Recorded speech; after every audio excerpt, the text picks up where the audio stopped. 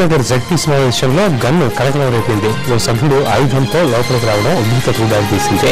ZP chairman తో పాటు ఇతర సభ్యులు మండిపడడంతో సదరు సభ్యుడు సమావేశం నుంచి బయటకు వెళ్లి వెపన్ ని తన గన్మెన్ కు అప్పగించి తిరిగి రావడంతో గొడవ సద్దుమణిగింది.